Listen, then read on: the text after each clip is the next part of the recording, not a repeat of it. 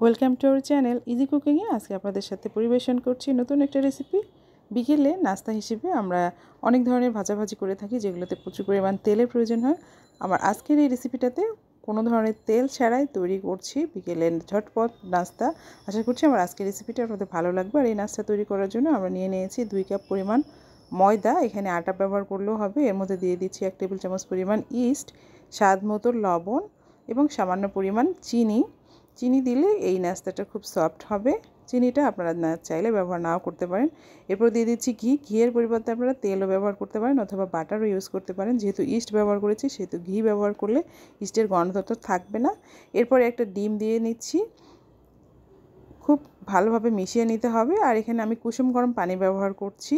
কুসুম গরম পানি ব্যবহার করলে ইস্টটা খুব ভালোভাবে অ্যাক্টিভ হবে।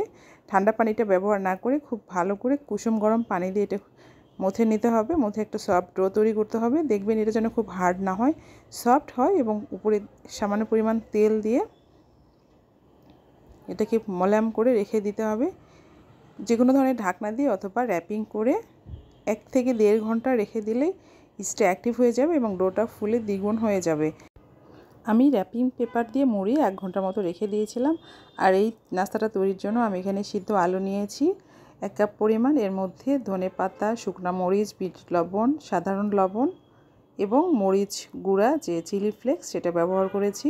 আপনারা চাইলে জিরার গুঁড়া এবং গোলমরিচ গুঁড়া অথবা গরম মশলা গুঁড়ো ব্যবহার করতে পারেন। যে কোনো ধরনের টেস্টি যে মশলাগুলো থাকে, কাবাব মশলা, যে কোনো ধরনের মশলা আপনি জিরা ভাজা গুঁড়া সহ দিয়ে, কাঁচামরিচ দিয়ে, পেঁয়াজ কুচি দিয়ে খুব ভালো একটা ভর্তা করে নেবেন। আমরা যে আলু ভর্তাটা করি সেই আলু ভর্তার মধ্যে আপনি যদি স্পাইসি কোনো মশলা থাকে সেটা দিবেন, না থাকলে নুডলসের যে মশলা এটা দিয়ে একটা ভর্তা করে নেবেন।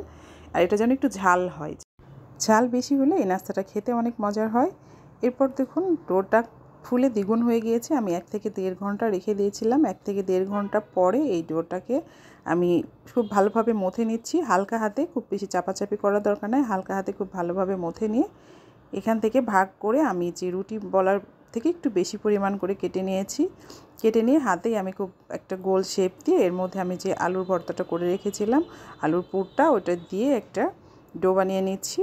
সুন্দর করে পরোটা যেভাবে আমরা আলু পরোটা তৈরি করি সেভাবে একটু ময়দা হাতে নিয়ে লেগে না যায় এভাবে একটা শেপ দিয়ে ভালো করে পুরটাকে ভিতরে ঢুকিয়ে নিতে হবে এবং ময়দা দিয়ে একটু হালকা হাতে চেপে চেপে ওভাল শেপ দিচ্ছি আমি। আপনারা চাইলে গোল শেপও দিতে পারেন, তবে নাস্তাটা ওভাল শেপে দেখতে বেশি সুন্দর লাগে। এভাবে ভালো করে দিয়ে আমি উপর থেকে সামান্য পরিমাণ ধনেপাতা এবং সামান্য পরিমাণ রসুন কুচি ব্যবহার করব। ধনেপাতা আর রসুন কুচিটা অনেক টেস্ট নিয়ে আসে। রসুন কুচিটা দিলে আপনার নানের মতো যে গার্লিক নান আমরা খেয়ে থাকি এ ধরনের একটা টেস্ট আসবে। উপর থেকে একটু খুব ভালোভাবে দিয়ে আমি এটাকে সেট করে নিচ্ছি। আপনারা চাইলে সামান্য পরিমাণ পানি দিলে খুব তাড়াতাড়ি এটা সেট হয়ে যাবে। এরপর আমি ফ্রাই প্যান গরম করে এই গরম প্যানে সামান্য পরিমাণ পানি দিয়ে নানটাকে দিয়ে খুব ভালোভাবে ঢেকে দিতে হবে এবং এভাবে 5 থেকে 6 মিনিট হাই হিটে ঢাকনা সহ রেখে দিতে হবে। এরপরে ঢাকনাটা উঠিয়ে উপর থেকে তেল অথবা বাটার ব্রাশ করে নামিয়ে নিলেই তৈরি হয়ে যাবে ঝটপট বিকেলের নাস্তা। আর এটা খুবই নরম তুলতুলে এবং ভিতর থেকে অনেক স্পাইসি একটা খাবার। আশা করছি আমার আজকের এই নরম সফট তুলতুলে আলু নান আপনাদের ভালো লেগেছে। আলু নানের এই যে রেসিপিটা যদি আপনাদের ভালো লেগে থাকে তাহলে অবশ্যই আমাদের ফেসবুক পেজটাকে ফলো করবেন এবং ইউটিউব চ্যানেলটাকে সাবস্ক্রাইব করবেন। আল্লাহ হাফেজ।